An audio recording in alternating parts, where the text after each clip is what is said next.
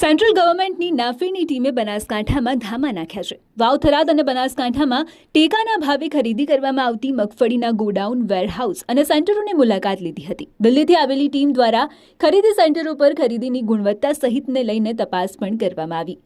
આજરોજ ન્યૂ દિલ્હી નાફેડ તરફથી vigilance team આપણી સંસ્થાના ખરીદ સેન્ટરની મુલાકાતે આવેલ અને તમામ ખરીદ સેન્ટરનું ઝીણવટપૂર્વક નિરીક્ષણ કરેલ અને મેસેજ ટોટલ ખેડૂતોના બાબતમાં પ્રશ્નોત્તરી કરતાં સંસ્થામાં 20,000થી વધારે રજિસ્ટ્રેશન હતું, તેનું 26 દિવસની અંદર 50%થી વધુ કામગીરી પૂર્ણ કરી દીધેલ છે।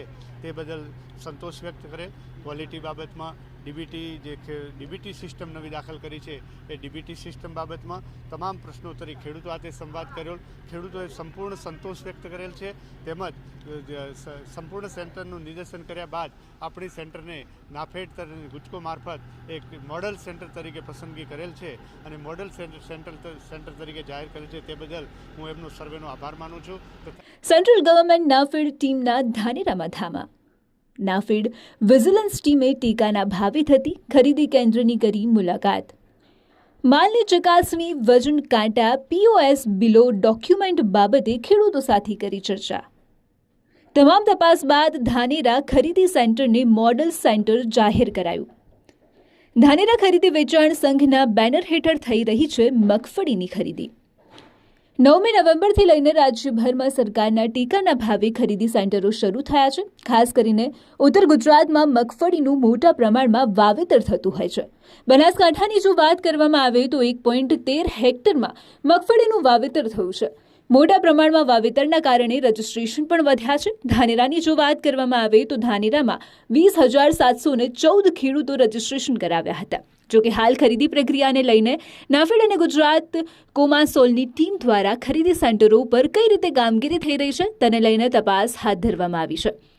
દિલ્હીથી આવેલી ટીમ દ્વારા ખરીદી સેન્ટરો ઉપર ખરીદીની ગુણવત્તા સહિતને લઈને તપાસ કરવામાં આવી હતી। માલની ચકાસણી, કાંટાની ચકાસણી, POS બિલો, ડોક્યુમેન્ટ સહિતની ચેકિંગ કરવામાં આવ્યું। સાથે સાથે ખેડૂતો સાથે પણ ચર્ચા કરવામાં આવી હતી।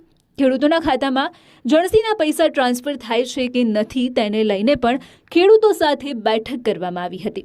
ધાનેરામાં આવેલા તાલુકા સંઘના ગોડાઉનને મોડલ સેન્ટર પર જાહેર કરવામાં આવ્યું હતું। જો કે ખેડૂતોનો માલ સંઘ કઈ રીતે ખરીદે છે, ખેડૂતોને કોઈ અગવડતા પડે છે કે નહીં તેને લઈને પણ ખેડૂતો સાથે ચર્ચા કરવામાં આવી હતી। સંઘની ખૂબ સારી વ્યવસ્થા છે, સારી ટીમ છે, સાહેબો બધા આપી ગયા। ચા, પાણી, સાધન વ્યવસ્થા, પાર્કિંગ કોઈ દખલગીરી નથી। આખા બનાસકાંઠામાં પહેલો નંબર છે સંઘની આવકમાં અને માલમાં। સારામાં સારી સુવિધા છે, સારામાં સારી સગવડ છે। હસીને બોલવાનું, હસત કામ કરવાનું ખૂબ સરળથી। અમે 10 વાગે આવ્યા અને 5 વાગે છૂટ્યા। અને સવારમાં દિલ્હીની ટીમ પણ આવી હતી। બહુ એને વખાણ કરીને બહુ કે સરસ રીતે તોળાય છે। બહુની ઓની કામગીરી બહુ સારી છે ધાનેરાની। ખૂબ ધન્યવાદ। અને સમયથી અમારો માલ તોલાઈ ગયો અને અહીંનું કામગીરી ધાનેરાની બહુ સારી છે તાલુકા સંઘની, અને સમયસર કામ થાય છે, ખેડૂતોને સારી સવલત મળી રહે છે।